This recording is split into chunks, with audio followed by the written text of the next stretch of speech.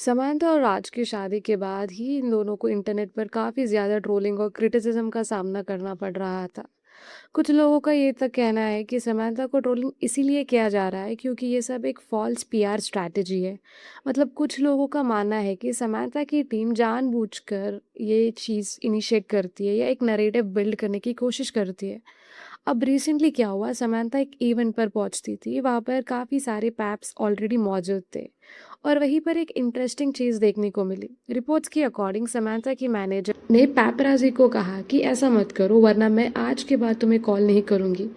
इस बात से लोगों को लगा कि शायद पैप्स को डायरेक्टली कॉल कर कर बुलाया गया था ताकि फ़ोटोज़ और वीडियोज़ वायरल हो सके। और यहीं से एक और डिबेट शुरू हो गई, क्या सेलिब्रिटी सच में पैप्स को खुद कॉल करके बुलाते हैं? लोग इस बात को सच मानते हैं। उनका कहना है कि जब किसी सेलिब्रिटी की टीआरपी या पॉपुलैरिटी थोड़ी कम हो जाती है, तब उनकी पीआर टीम पैपराजी को इन्फॉर्म करती है ताकि फ़ोटोज़ वायरल हो और लोग फिर से उनके बारे में बात करने लगे। लेकिन दूसरी तरफ कुछ लोग इस बात को कम्प्लीटली डिने करते हैं। उनका कहना है कि पैपराजी को खुद पता चल जाता है कि कौन सा सेलिब्रिटी कहाँ जा रहा है। सच क्या है ये तो सिर्फ इंडस्ट्री वाले ही जानते हैं। लेकिन अगर समांथा का सिचुएशन देखा जाए तो एक और एंगल सामने आता है। शादी से पहले समांथा का इमेज काफ़ी स्ट्रांग था। उनके इंटरव्यूज़ में भी एक अलग कॉन्फिडेंस और इमोशनली ऑनेस्ट नज़र आती थी। लेकिन उनकी लाइफ में एक बड़ा टर्निंग पॉइंट तब आया जब नाग चैतन्य और समांथा का डिवोर्स हुआ। उस वक्त समांथा ने एक इंटरव्यू में कहा था कि डिवोर्स के बाद उनका ट्रस्ट कंप्लीटली टूट गया था। उन्हें लगने लगा था कि शायद वो दोबारा किस पर ट्रस्ट नहीं कर पाई। लेकिन फिर उनकी लाइफ में एंट्री होती है राज की। राज ने उन्हें एक फ्रेंड की तरह सपोर्ट किया, उन्होंने समांथा का ख्याल रखा, उन्होंने एक इमोशनल सपोर्ट दिया और धीरे धीरे समांथा को फिर से भरोसा करना आया। और इसी सपोर्ट और अंडरस्टैंडिंग के बाद समांथा और राज के बीच प्यार डेवलप हुआ। अगर सिचुएशन को इस एंगल से देखा जाए तो कहानी एकदम अलग लगती है, लेकिन इंटरनेट पर लोग इस स्टोरी को एक और पर्सपेक्टिव से देखने शुरू कर दिया। कहना है कि अगर समांथा राज की लाइफ में नहीं आती तो शायद राज और उनकी वाइफ के बीच कभी डिवोर्स नहीं होता।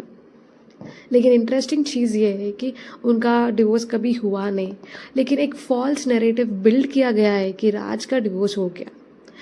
अब इसी वजह से काफ़ी लोग समांथा को ब्लेम कर रहे हैं कि उन्होंने एक और रिलेशनशिप को तोड़ दिया।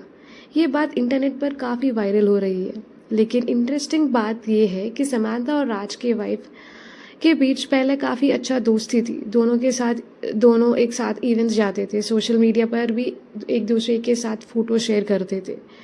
अभी रिसेंटली समांथा का एक व्लॉग भी वायरल हुआ है। उस व्लॉग में वो अपने हस्बैंड के साथ वीडियो कॉल पर बात कर रही है।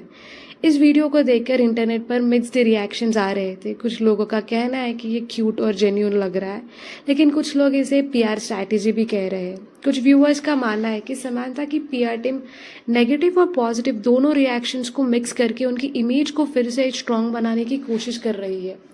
और इसी वजह से समांथा के सोशल मीडिया पोस्ट पर काफ़ी हेट कमेंट्स भी आ रहे हैं। लेकिन फिर भी कंट्रोवर्सी ख़त्म नहीं हुई। ये कहना है कि समांथा ने पूरा गेम बहुत स्मार्टली प्ले किया। उनका मानना है कि समांथा ने सिचुएशन को इतना क्लेवरली हैंडल किया कि आखिर में पूरा ब्लेम नाग चैतन्य पर चला गया। और अगर आप टाइमलाइन को ध्यान से देखो तो कुछ लोगों को ऐसा लगता है कि समांथा ने ही डिवोर्स इनिशिएट किया था, लेकिन ये सब चीज़ें अभी भी स्पेक्यूलेशंस और थियोरी ही है। सच क्या है ये सिर्फ इन्वॉल्व्ड लोग ही जानते हैं। लेकिन एक बात तो क्लियर है कि जब ये सब कंट्रोवर्सीज बाहर आई, उसके बाद समांथा की टीम काफ़ी एक्टिव हो गई। रिपोर्ट्स के अकॉर्डिंग समांथा ने अपनी पूरी पीआर टीम को काम पर लगा दिया ताकि उनकी इमेज को सिर्फ पॉजिटिव दिखाया जा सके। और अगर आप रीसेंट सोशल मीडिया ट्रेंड्स देखें तो आपको क्लियरली दिखेगा कि समांथा की इमेज को स्लोली रीबिल्ड किया जा रहा है। कहीं इंटरव्यूज़, कहीं इमोशनल स्टोरीज, कहीं सपोर्टिव पोस्ट, ये सब चीज़ें एक नैरेटिव क्रिएट करने की कोशिश करती हुई नज़र आती है। लेकिन इंटरनेट पर लोग भी अब काफ़ी स्मार्ट हो चुके हैं। काफ़ी व्यूअर्स का मानना है कि पूरा स्टोरी को एक डिफरेंट साइड समझ आ गया। इसी वजह से अब लोग नाग चैतन्य को पहले की तरह विलन की तरह ट्रीट नहीं कर रहे। एक टाइम ऐसा था जब पूरी ऑडियंस, फैंस और फॉलोअर्स नाग चैतन्य को ऑलमोस्ट एक क्रिमिनल की तरह जज करने लगे थे। उन्हें बहुत ज़्यादा क्रिटिसिज्म और नेगेटिविटी का सामना करना पड़ा था। लेकिन आज सिचुएशन थोड़ी चेंज हो चुकी है। अब लोग पूरी स्टोरी को एक अलग एंगल और पर्सपेक्टिव से देखने लगे। क्या सच में समांथा ने सिचुएशन को अपने फेवर में ट्विस्ट कर लिया, या फिर ये एक अजम्पशन है? क्योंकि आपका क्या ओपिनियन है? क्या समांथा के साथ जो ट्रोलिंग हो रही है या हुई थी वो अनफेयर है, या फिर लोगों के क्वेश्चंस और डाउट्स वैलिड है? अपनी ओपिनियन कमेंट